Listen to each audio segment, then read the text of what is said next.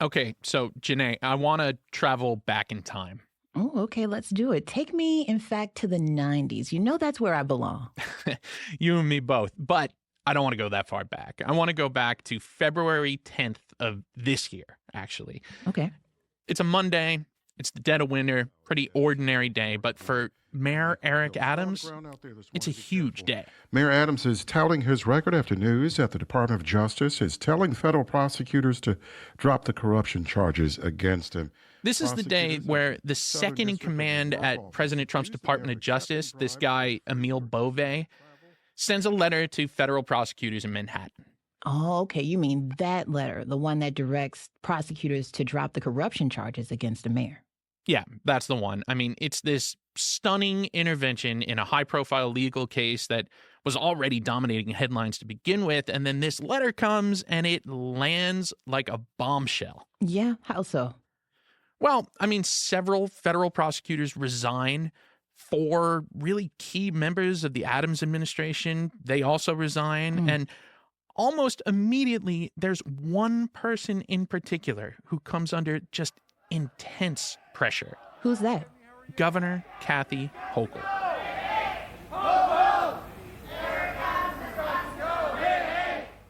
So fast forward 8 days, a group of protesters are gathered outside the governor's office on 3rd Avenue in Manhattan. But they're there because of who else is showing up. I mean, there's this steady stream of political heavy hitters just coming and going. Some big names like the Reverend Al Sharpton. There's City Council Speaker Adrian Adams, Brad Lander, the city comptroller. He comes for a meeting. Wow, I imagine they're all there looking for answers, right? Well, Janae, it's more like the governor is looking for guidance from them. I mean, she has the power to remove the mayor from office, but so far she's refused to do it, even as the mayor is accused of cutting this deal with President Trump to clear him of the charges. So it seems like Hochul is in a pretty tough spot politically and at a sensitive moment. Yeah, that's right. I mean, the governor is up for re-election next year. She can remove the mayor, but maybe she risks alienating some of his voters. And if she doesn't, then she could face this backlash from other voters who think the mayor is beholden to this Republican president, President Trump. So the stakes are really high, and it is just a political minefield. From WNYC, this is NYC Now. I'm Janae Pierre. Welcome back to our weekly series looking into the turmoil that's overtaken the Adams administration. The mayor has found himself at the mercy of intersecting political powers, caught between his voter base, prosecutors, Governor Hochul, and of course, President Trump. Last week, we examined the relationship between Adams and Trump. This week, we're turning our attention to Governor Kathy Hochul. Adams and Hochul are mostly aligned ideologically. Both are centrist Democrats, and both are eager to distance themselves from the past mayor-governor feuds. So I am so excited to have a tremendous partner in Eric Adams as the mayor of the greatest city on this planet. But that relationship has unraveled. Adams is now facing federal charges, abandoned by much of his party and increasingly aligned with Trump. And Hochul, a party loyalist, isn't defending him, but she's also not removing him. My job is to work with the mayor of New York. Full stop. So why is the only person with the legal power to take Adams out of office not doing it? And what does it say about her leadership and the Democratic Party in New York? WNYC's John Campbell covers Albany. I'm the mayor. John, let's go back to 2021. Kathy Hochul becomes governor in August, and a few months later, Eric Adams wins his election. What's their relationship like at this point? It was pretty good, all things considered. I mean, the governor was actually right there on stage with the mayor at his victory party when he was elected. We will fight for you, not fight each other anymore. And that raised some eyebrows in political circles because governors and New York City mayors have been fighting for literally generations. Yeah. I mean, just the way the governments are structured, Albany has this enormous sway over New York City, and that creates this huge tension. I mean, Janae, Mayor Lindsay fought with Governor Rockefeller way back in the 60s. You've got Mayor Koch. He fought with Governor Mario Cuomo in the 80s. But really the most dramatic example is the last mayor and the last governor. I'm talking about... Oh, yeah. Yeah. Bill de Blasio and Andrew Cuomo. The very same, yes. I mean, they fought over everything from taxing millionaires to responding to COVID to closing the subways ahead of a snowstorm. I mean, things that have a serious impact on everyday New Yorkers. And Janae, it got so absurd at one point that they ended up in a fight over a deer that was on the loose in Harlem. Oh, wow. I had forgotten about that. Yeah. I mean, de Blasio wanted to euthanize it. The deer cannot be left where they are, and it could not be left in the streets of Harlem. I'm sorry, that's just absolutely unacceptable and dangerous. They have to be removed. Cuomo wanted it relocated upstate. They went back and forth in this just bizarre power struggle. There's no other way to put it. Mm-hmm. And then the deer ends up dying in a shelter, and the cause of death was, yeah, you guessed it, stress. Oh, my gosh. Yeah, exactly. I mean, Janae, it just shows how turfy this battle was, how bitter this relationship had gotten over the years. It's really all about control. But Governor Hochul and Mayor Adams tried a different approach, right? They did, actually. You're right. I mean, they tried to get along. The mayor leaned on the governor to get some of his priorities passed in Albany. I mean, they worked together to change the state's bail reform laws to make it easier to hold repeat offenders. They extended the mayor's control of the city school system. And even this year, the governor's supporting the mayor's plan to cut the city income tax for lower income New Yorkers. She's also giving him money for his plan to build more housing. So yeah, they did actually get some things accomplished. So from what you're telling me, it seems like the mayor got something out of the relationship. What did the governor get? Well, Janae, you've got to remember, Kathy Hochul was the lieutenant governor. That's not a particularly well-known position in New York. Mm-hmm. And she was elevated to the governor's office when Andrew Cuomo resigned amid a sexual harassment scandal. So really, at that point, she's not well-known outside of her hometown of Buffalo. So she herself had to run for election in 2022. That was a year after Mayor Adams won and was still relatively popular, especially in black and brown neighborhoods in Brooklyn and Queens. Those are areas that Hochul needed to win badly. And so the mayor endorses her and he speaks well of her anytime a reporter asks. And so the mayor needed something from the governor needed something from the mayor. It was mutually beneficial. Sort of like, you scratch my back, I'll scratch yours. That's exactly right. Up next, how the historic federal indictment of Mayor Eric Adams put Governor Hochul in a political bind. That's after the break.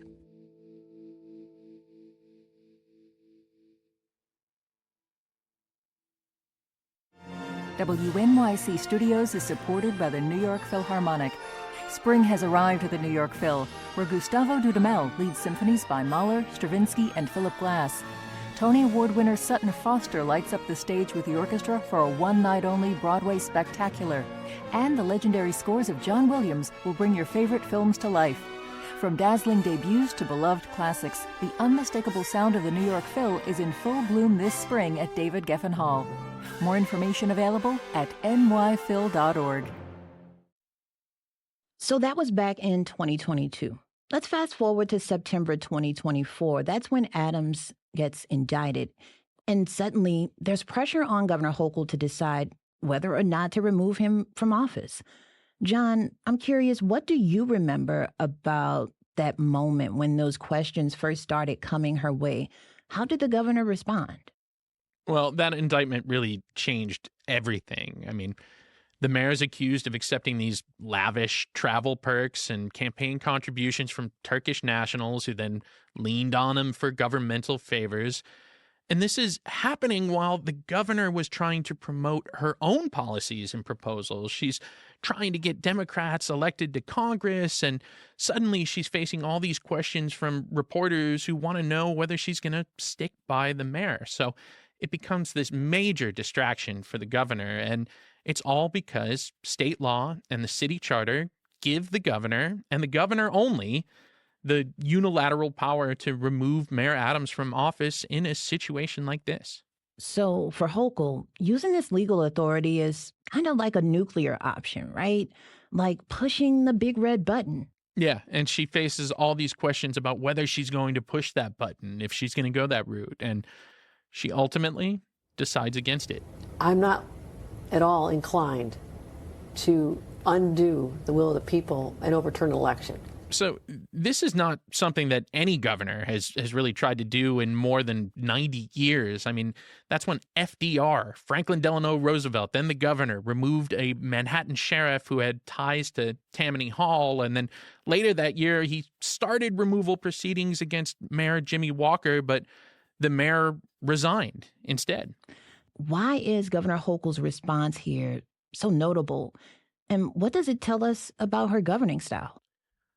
I think more than anything, it speaks to really how cautious the governor is. I mean, she is not a rock the boat governor. She's a steady the ship governor. I mean, just look back to earlier in 2024 when a lot of Democrats were calling on Joe Biden to step aside during his reelection bid.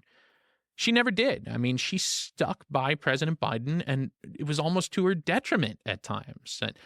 She's very much a centrist. She's very much a part of the Democratic establishment. And so, yeah, I mean, it would be out of character for her to go with that nuclear option, as you put it, and remove a sitting mayor in the biggest city in the nation. I mean, that is a rock the boat and tip the boat over move. And that's just not her way. So is this just about Adams and Hochul, or does this say something bigger about the state of the Democratic Party here in New York?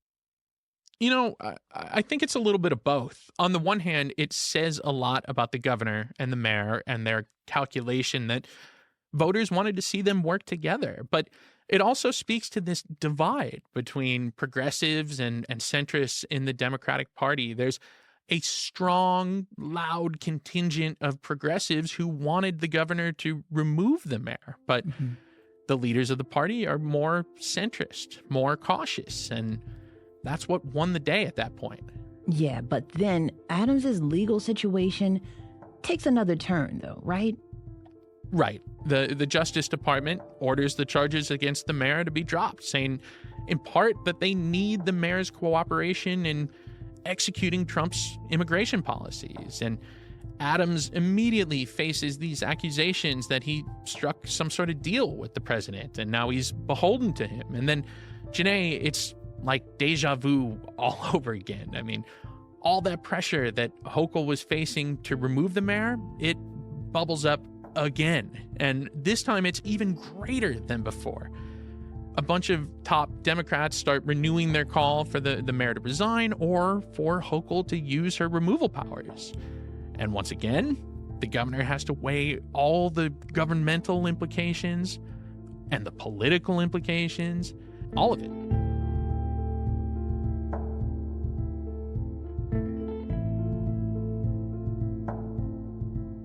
And that takes us back to that chilly February day on 3rd Avenue, where the governor had those meetings with top Democrats to try to figure out what she's going to do. Yeah, that's right. And it wasn't just in-person meetings either. I mean, the governor had a virtual call with Hakeem Jeffries, the House Minority Leader. But, you know, we weren't allowed in any of these meetings. They were private. But then a couple days later, we started getting wind that the governor had made her decision. And we made a few calls, and yeah, it was true. We reported she decided against removing the mayor again.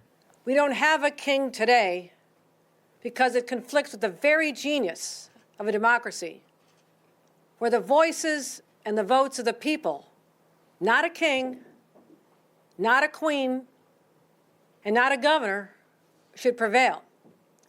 Voters determine who they want or who they do not want to represent them in elective office.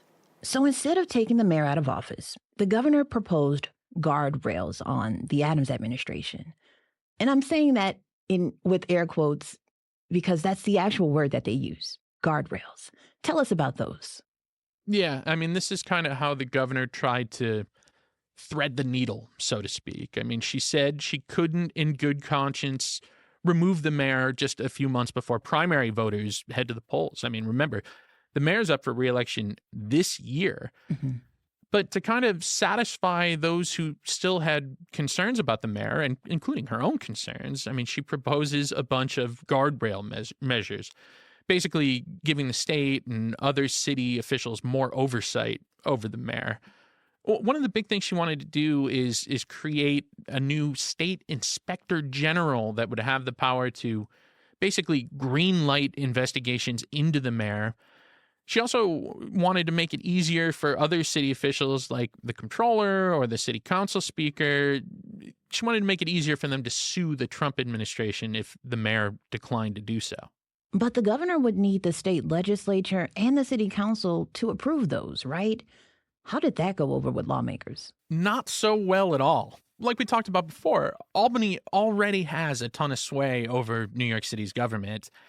And then there was a lot of concern from city lawmakers that, maybe it's a bad move to give Albany even more sway over New York City. So even some of Adams' opponents raised concerns. I mean, people like Scott Stringer, the former city comptroller who's running against the mayor. And so the guardrails are stuck. There's not really much sign of them moving forward at all. Okay, so Hochul's efforts to do some damage control here is sputtering. Is there a risk that in trying to protect the Democratic Party, Hochul's actually damaging her own political future? Yeah, of course. Yeah, there's definitely a risk. I mean, she's up for re-election herself next year, and her poll numbers aren't good. I mean, there was a recent Siena College poll that put her favorability rating at 40%. Any major decision can have an outsized impact on her electoral chances. And that's really amplified in New York City, where she needs to perform really well to ward off a Republican challenger or even a Democratic challenger. I mean, the sharks are circling in the water. So both Adams and Hochul are hoping for a second full term. Now, many would argue that Adams is politically vulnerable right now, which may leave an opening for someone to jump in and replace him. We've named a bunch of people in that pool, by the way: Brad Lander, Scott Stringer, Adrian Adams. But one of the bigger names is former Governor Andrew Cuomo, the very person who used to fight with the prior mayor. I think it's so funny how that works out. Yeah, Janae, you can't make this stuff up. I mean, this is right in the middle of just a brutal stretch for the governor. She's facing all of this pressure to remove Mayor Adams. Trump tries to stop congestion pricing. A strike throws the state prison system into chaos, and then Andrew Cuomo jumps into the mayor's race. Just listen to how she reacted when she was asked about it on CNN. Let me ask you very quickly, and I'm sure you're excited to weigh in on the mayor's race here in New York City. Eric Adams, someone you considered using your power to push out of office. Andrew Cuomo, someone you replaced. Could come down to them. What do you think? You have to say only in New York.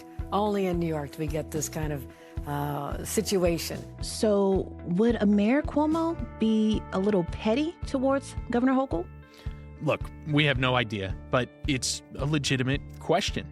And at the end of the day, if the governor and the mayor are not on the same page, there are real consequences.